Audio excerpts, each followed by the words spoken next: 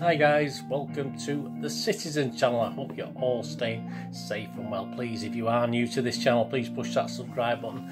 We do everything City, past and present here on these little vlogs, so I do try and inform and entertain, and there's some links on screen as well for Facebook and Twitter where I do post loads of City stuff. So if you follow a friend me on there, I do check every few days and follow and friend everyone back. And if you do get a chance, please have a check out my film and TV channel as well, which I try and inform and entertain on there, and all the latest films and TV drama here in the UK and from around the world. So if you can check that out, that will be fantastic. Anyway, hope you enjoy today's feature.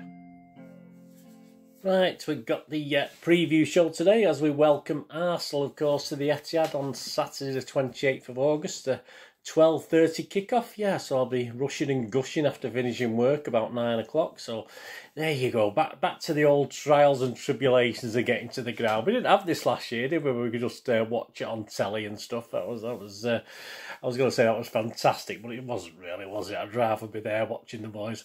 Yeah, so match day 3, isn't it? Our preview match day 3 of the 21-22 season. How's it going so far? Well, not too bad. Up and down, down and up, down and up.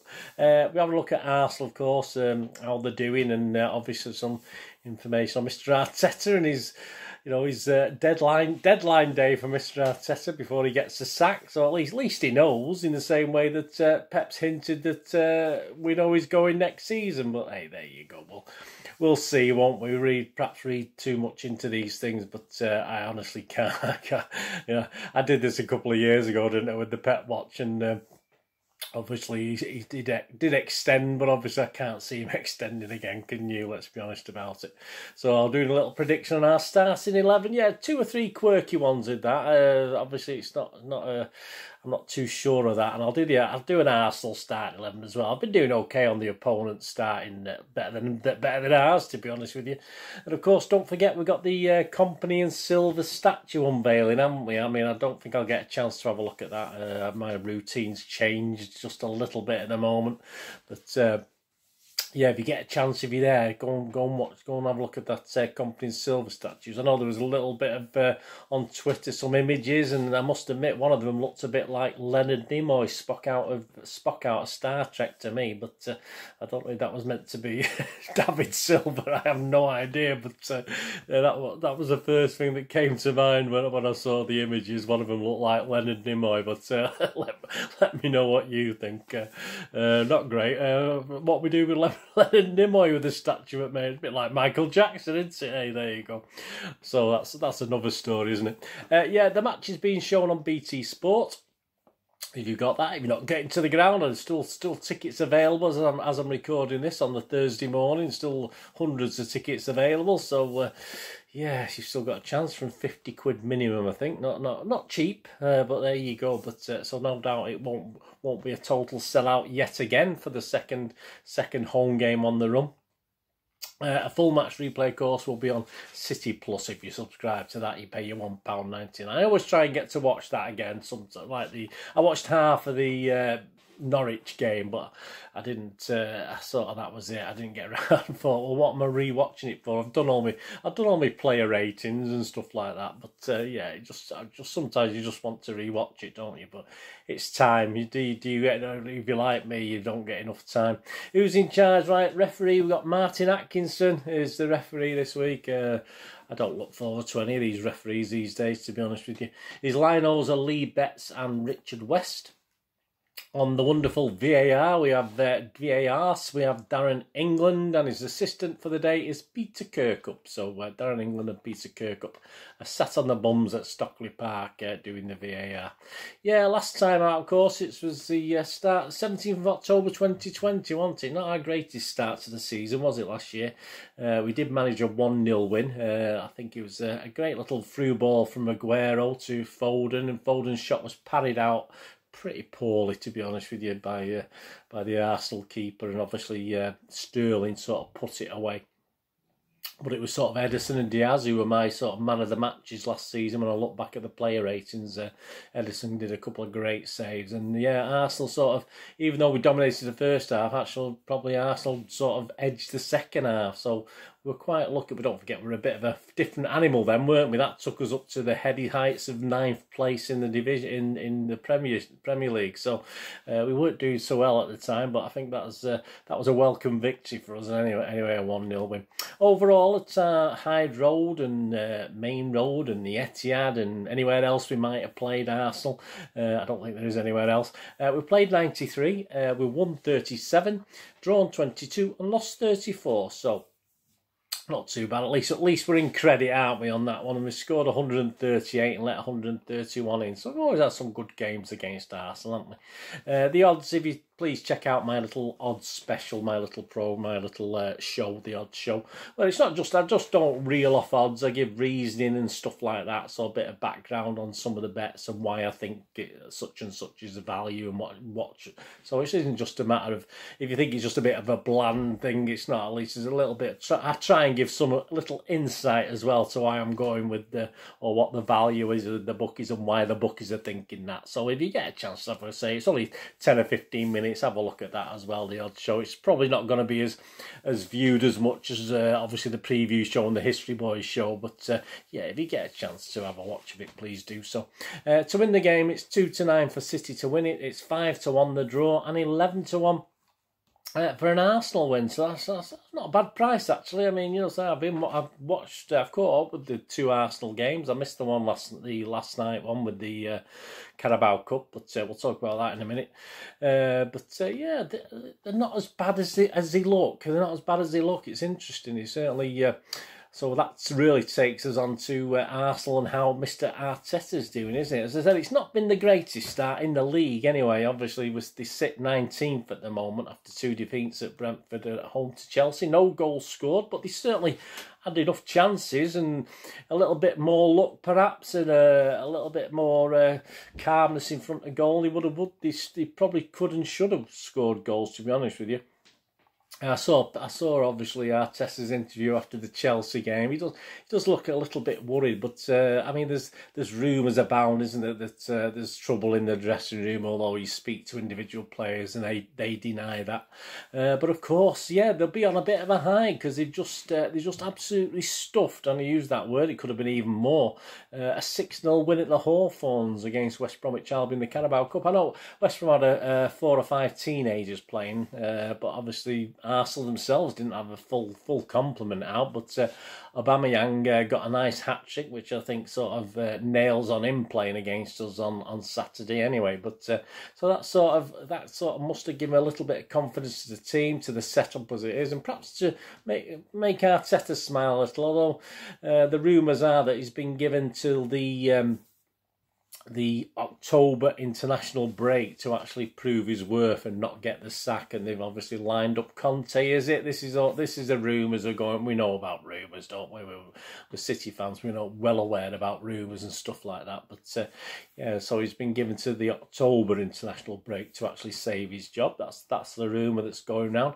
And don't also forget, I mean, he can take a little bit of comfort from that 1-0 defeat last season as well, because obviously most of the players who played that day he's got available for this one. So, as I say, they were a little bit unlucky not to get at least a draw in that game, although, as I said, we weren't great at the time, City, obviously. But, yeah, so there's a few little omens and stuff that aren't totally against him. He's still got players out, of course, including Partey, Gabriel and White. I mean, Ben White obviously remains on the sidelines, and obviously William's been injured for a little while, isn't he? I think Tierney's, who's been a defender as well, is doubtful for this game. So he's got to mess about with that. But I say he'd be quite buoyed by that West Brom game. As for us, yeah, I mean, apparently, is it too early for KDB and Stones? They are in contention to come back, but I can't see KDB starting the game. Stones, will he be thrown on straight away? I mean, I would imagine Stones will start on the bench, and he'll say with an international break coming up, he'll start with the same back to obviously Laporte and Diaz that he started for the Norwich game. But I really want to see, obviously with this Harry Kane thing now, look as though it's been sorted and put on a put to rest, if you like. I want to see Delap. I want to see Delap on the bench. I want to see, all right. He's going to play. He's going to play his false nine. Let's be honest. We know he's going to play his false nine. He's got plenty of options with Grealish added to the mix as well now. So, of course, he's going to play that. But let's have Delap always on the bench. Let's have Delap coming on for minutes. Let's have a little bit of something a little bit different, an occasional plan B if need be. I know it's not Pep's way. He has his way, doesn't he? He has his plans and he sticks to them. But please, don't farm Delap out on loan. If we've not got a number 9, I mean, we've only probably got another 2 years of suffering false nines, haven't we? We'll get back to some sort of normality with strikers, perhaps once sadly Mr. Pep goes, and we'll have to get used to that. But yeah, put Delap in there. That's the only thing I'm asking for. Just get him on. Give him the, obviously apart from cup games, he's not going to see much action anyway, is he? But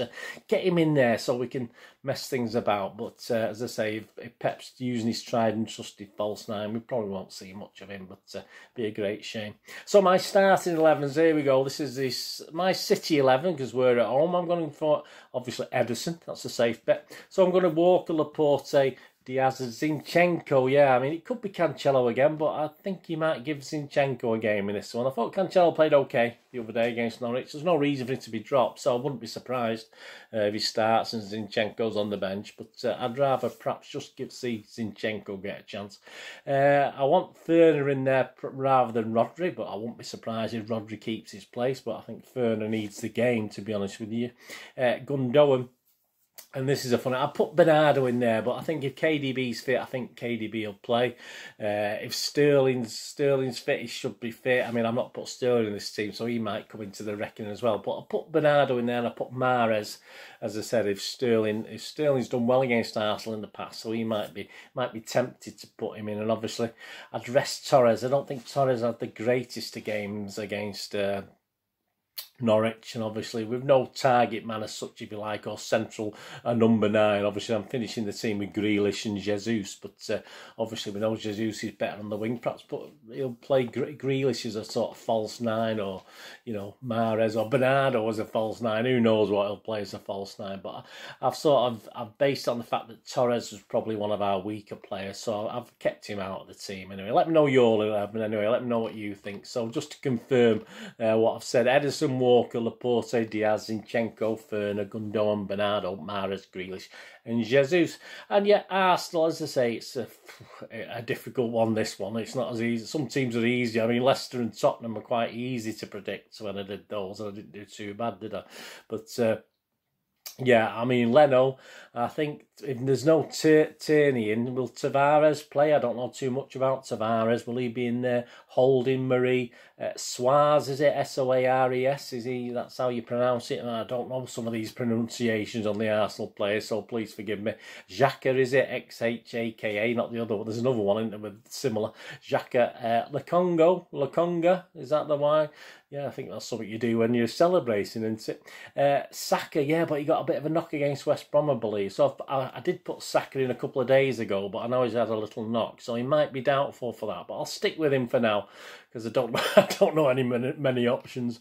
Rowe, of course, has been playing okay. Pepe, and I think Aubameyang's got to start surely. And is he a City target? I've heard we're after him, aren't we? So yeah, perhaps he'll start him. But of course, you got Martinelli as well, haven't you, up there? But anyway, that's my 11. Let's see how I go with that Arsenal 11. Leno, Tavares, Holding, Marius Suarez, Xhaka, Lokonga, Saka if he's fit, Rowe, Pepe and Aubameyang. I've ignored Lacazette, but he may come into the reckoning, of course, as well as Martinelli. So, but I did ignore him for this one. There you go. Match quirky stats. A little bit of a pre-match stats. Yeah, City are unbeaten their last 11 games against Arsenal. We've won 9, drawn 2 since a 2-1 defeat at the Emirates in December 2015. So we took 28 out of possible 30 points against the Gunners, so that's not too bad. Arsenal have lost each of their last 8 Premier League meetings with City. There is some more positive things for Arsenal in a minute. Their joint longest run of consecutive defeats against a specific opponent in their league history. Also matches 8 against Leeds between 1973 and 1976. City have kept a clean sheet in 6 of their last 7 league meetings with Arsenal, including the last 4 in a row since the 3-1 home win in February 2019. Arsenal have lost their last 6 games against reigning Premier League champions, conceding exactly 3 goals in each of the last 5. The Gunners have won just 1 of their last 17 away league games against reigning champions, drawn 6, lost 10, with that victory coming over City in January 2015. So at least a lucky omen from there. January 2015, a lucky omen there for a 2-0 win. Arsenal have failed to score in the last 3 league games in just 2 of their previous 117 seasons. Again, I think that's a good omen. I mean, they're surely not going to go 3. Doing so in 1904-05 and 1953-54. However, they picked up at least 1 point in their opening 3 games in both of those campaigns. So, yeah, I think if you look at stats, I mean, it's going to be unlikely they're going to go again, but you never know. City's Raheem Sterling has been involved in 7 goals in his last 6 Premier League appearances against Arsenal, 5 goals and 2 assists. Netting each of his last 4 against the Gunners, including the old goal in both meetings last term. That's why I think he may just edge into the team, even though I've not put him in. Yeah, Matchday Live, I have no idea. We've no information yet. And City Square, I've got no information on that as to who's on that. So I can't give you that information. I'm sorry about that. Absolutely useless. But I mean, I do have to put these previews together. I do have to get them recorded and then sent out. So I do have a time limit. So City are just letting me down. There's not much I can do, is there, really, on that basis. So please, I will say tune in on Sunday for the match report, but it could be Saturday night. It depends how things go. As I say, my routine's a bit out of the window at the moment with home games and away games if we can get to any. Yeah, so just bear with me on that. I will say Saturday. Tune in on Saturday for the match report, but it could be Sunday for the match report, but it could be Saturday evening. I'm not too sure yet. And as I said, please check out my odd show, and please check out my history show. Yeah, City versus Arsenal history. So I've not gone far back this time. A lot of you will remember this game. Obviously, I've gone back to the 26-07 season where we obviously played Arsenal again, the 3rd game of the season, but obviously very different animals, City and Arsenal that time. Thierry Henry was leading the attack for Arsenal with Wenger the manager in his 10th season. So please check out the History Boys feature, and that might have some good memories for you there. Good memories for you on that one. At the City of Manchester Stadium, I think we called it then. We didn't call it the Etihad, although I think in the preview, in the History Boys feature, I think I did say Etihad once, but my apologies. I did try not to, but it's hard, isn't it? It's hard not to say that. And as I say, please go and check, send me some photos if I don't get a chance to get photos myself of these Company and Silver statues. I want to see Spock. I want to see Spock in all his glory. But there you go. Anyway, check all the links on screen and below in the description.